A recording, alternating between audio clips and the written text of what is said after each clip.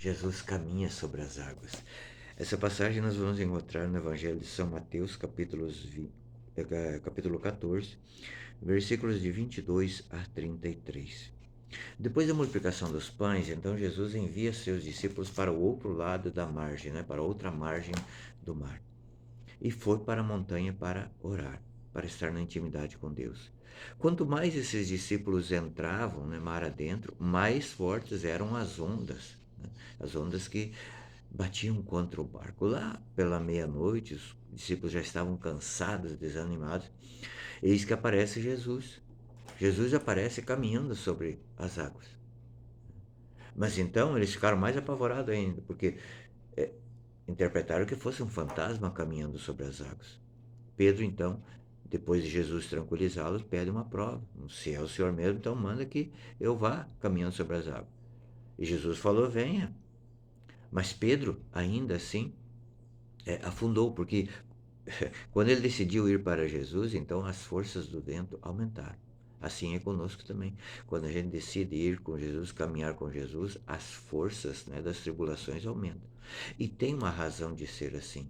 Porque quando os discípulos, no final que Jesus, então, sobe no barco, então todos reconheceram que Jesus era o Salvador, o Filho de Deus vivo. Nós podemos tirar algumas lições dessa passagem. Primeiro, é importante o tempo de oração. Se nós olharmos para a primeira leitura hoje no livro do Apocalipse, vai dizer que o anjo manda, João, que tomasse o livro do anjo e comesse aquele livro. Aquele livro ele era doce na boca, mas ele era amargo nas entranhas. É preciso que nós comamos a Sagrada Escritura, que nós tenhamos essa intimidade com Deus. E Jesus, aqui, ele fala para os discípulos, homens de pouca fé, por que duvidastes?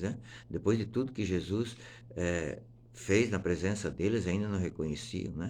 Mas o mais importante de tudo isso, o tempo de oração é o tempo necessário para que, no momento da tribulação, nós reconheçamos que Jesus Cristo realmente é o nosso Salvador. E por que Jesus permite todas essas provações? É para que nós, de fato, reconheçamos que Ele é o Salvador e que Ele nos salva e que nós, por nós mesmos, nada podemos fazer. O que nós podemos é confiar em Deus, é ter fé em Deus, rezar e fazer a nossa parte, aquilo que nos é possível. O resto é com Deus.